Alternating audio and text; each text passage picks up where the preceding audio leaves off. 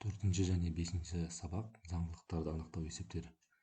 Заңдылықтарды анықтау есептері бізде екі бөлімнен тұрады. Ол біріншісі суретпен берілген заңдылықтар, ал екіншісі цифрлар арқылы берілген заңдылықтарды біз анықтайтын боламыз. Бірінші есеп: сұрақ белгісінің орнына сәйкес келетін дұрыс жауапты табыңыз. Яғни сол жақтағы суретке қарап отырып біз заңдылығын анықтап, сұрақ белгісінің орнындағы санды анықтайтын боламыз. Яғни мына жеріміз неге тең деген. Енді байқап отырсаңыздар, мына арада бізде 3 төртбұрыш бар, оның жанында 3 сызықша бар. Жоқ, 4 сызықша бар екен. Одан кейін барып 2 төртеу 5 6 қосу таңбасы бар. Мына фигуралардың барлығы осы жерде сызықшалардан, мынандай төртбұрыштерден және плюс таңбалардан құралғанда, олай болатын болса, мына жерде қосу таңбасы бізде бар. Мына көлденең тұрған біріншіде, екіншіде де қосу таңбасы бар, үшіншіде де қосу таңбасы бар. Демек, менің жауабым қосу таңбасынан болмайды деген сөз. Келесі, мынандай төртбұрыштерден құралған бар, біреу бар, екіншісі де бар, мына жақта үшіншісі де бар. Демек, менің жауабым мынандай сызықшалардан құралу керек. Демек, мына жауап менде бола алмайды деген сөз. Мынаны сызып тастасаңыздар да болады, және мынаны сызып тастасаңыздар болады, бұл бола алмайды. Демек, мына үш сызықшаның біреуі деген сөз. Енді ары қарай анықтап көрейік. Сызықшалардың санын анықтайық. Мына жақта бізде кубиктердің санын санайтын болсақ, мына жерде 2 кубик, яғни мына жерде 3 кубик бар, арада 4 кубик бар, мына жақта 2 4 5 кубик бар. Яғни 3 4 5. Енді мына жақта сызықшалардың санын санайтын болсақ, мына жақта 4-еу, одан кейін мына жерде 5-еу, демек мына 3-еу болу керек. 3 сызықшасы барда біз анықтайтын боламыз. 3 сызықшасы бар, ол мынада және мынада. Демек, мынау бола алмайды. Енді ары қарай кеттік. Мына жерде бізде кубиктеріміз формасын өзгертіп тастаған, яғни доғалданып кетіпті. Демек, біздің сызықтарымыз да доғалданып кету керек. Мына жерде сызықшамыз түзу болса, мына жерде сызықшамыз доғалданған. Демек, жауабымыз мына тұрған үшінші деген сөз. Екінші тапсырмаға кеттік. Екінші тапсырмада да мына екеуінің қосындысынан мына фигура шықты. Мына екеуінің қосындысынан қандай фигура шығады? Яғни мына жауаптардың біреуі болу керек. Енді мына фигураларды бір-біріне қосып, мынандайды ала аламыз ба деген сұраққа қарасаңыздар, фигуралардың біріккеннен мына фигураны ала алмайтынымыз белгілі да. Бірақ жақсылап қарасаңыздар, мына жерде бір не бар, бір үшбұрыш бар. Мына жерде бір үшбұрыш бар. Енді қараңыздар, мына жерде бір фигура бар, мына жерде бір фигура, мынамен 2 фигура, мынамен 3 фигура. Мына жақта менде 3 фигура бар, және мына жақта бір фигура бар. 3-ке 1-ді қоссаңыздар 4 фигура шығу керек. Мына қараңыз, 1 фигура, 2 фигура, 3 фигура и 4 фигурадан құралған. Демек, шығып тұр.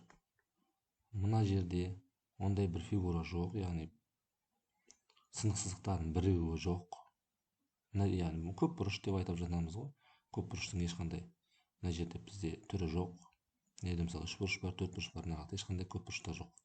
Мына жақта бір көп бұрыш бар, мына жақта не шығады деген сұрақ. Демек, мына жақта көп бұрыштардың саны 0, мына жақта біреу. 0-ге 1-ді қоссаңыз біреу шығу керек. Демек, бір көп бұрышы бар жауап менде дұрыс болады деген сөз. Бір көп бұрышы бар жауап ол мына тұрған В-да ғана. Себебі мынада мүлдем көп бұрыш жоқ, мынада көп бұрыштың саны 3, мынада мүлдем жоқ, мына жақта 2. Келесі тапсырма.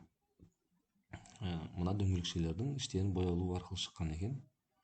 Қарап тұрсақ, бірінші қатарда біреу, бір-бірден боялған. Екінші қатарда 2-ден боялыпты.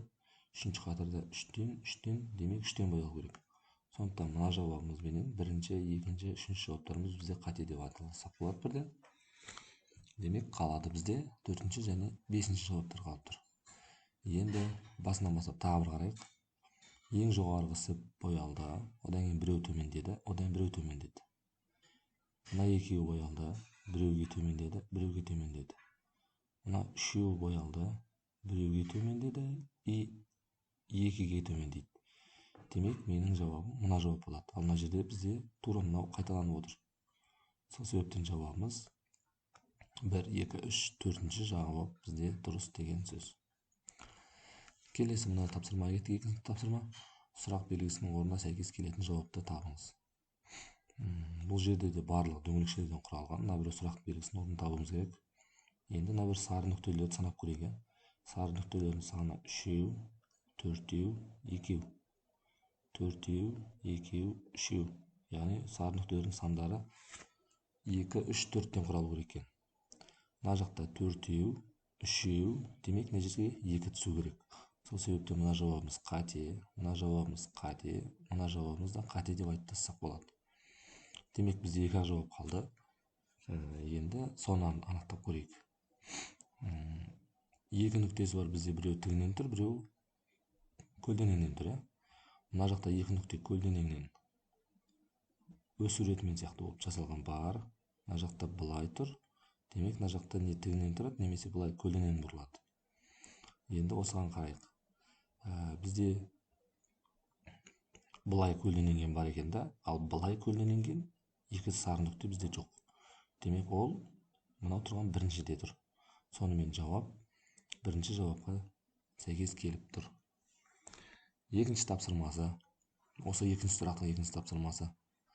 Яғни горшоктағы гүлдер, бізде бірден қарасаңыздар сары горшокта тұр. Қоңыр түсті, қоңыр түсті, қоңыр түсті. Үшеуі де түгел. Қара горшок, демек қара болу керек. Сондықтан менің жауабым не 6 болады, немесе 1 болады. Енді ары қарай кеттік. Келесі, енді гүлдерінің бастарын қарап көрейік. Мынандай гүлден біреу бар, екеу бар, үшеу бар. Сары гүлдің басынан біреу, екеу, үшеу бар. Демек қызыл гүлдің басынан біреу, екеу, үшеу болу керек. Оның басы қызыл гүл болу керек. Яғни мынандай қызыл гүл болу керек. Қара горшокта және қызыл гүлде тұру керек. Демек мынаның ол жауапқа сәйкес келе алмай қалады екен. Тағы да бір қарайтын нәрсе бұл жердегі, ол мына сабақтарының қисаюы. Мына жерде сабақ қисайған жоқ, тіп-тіке тұр. Мына жақта оңға бұрылса, мына жақта солға бұрылады. Енді қараңыз. Соңғы жауапқа келейік. Мына жақта оңға бұрылды, мына жақта солға бұрылды. Демек мына жақта сабағы жоғары қарап тұру керек. Сондықтан жауап 1-ге сәйкес келеді екен. Келесі тапсырмамыз. Дөңгелекшенің ішінде фигура. Фигура өзі тұр. 4 бұрыштың ішінде фигура. Осы бір қасиеттер мыналардың барлығына ие болу керек. Мына дөңгелекшесі бар, дөңгелекшесі бар, дөңгелекшесі бар. 4 бұрышты фигураның ішінде, 4 бұрышты фигураның ішінде, 4 бұрышты фигураның ішінде. Демек бұлардың барлығы менде түгел болған екен. Сондықтан мына бір екінші жауапты сызып тастасақ болады, қате жауап. Мынаны да сызып тастасақ болады, және мына тұрған 4-шіні де сызып тастасақ болады. Себебі дөңгелек 4 бұрыштардың ішіндегі бізде толығымен толтырылып қойған. Енді бізде мынау 1 мен 5 қана қалды. Соны анықтаймыз. Енді мына бір фигура, мына бір фигура, осы фигура 3-ші рет қайталану керек еді, ол мына жақта жоқ. Демек, ол мына жақта тұр мына. Сондықтан біздің жауабымыз мына тұрған 5-ші жауапқа сәйкес келеді. Яғни біздің заңдылықтарымыз осында суреттер арқылы беріледі. Біз олардың осындай қасиеттерін қарап отырып анықтаймыз.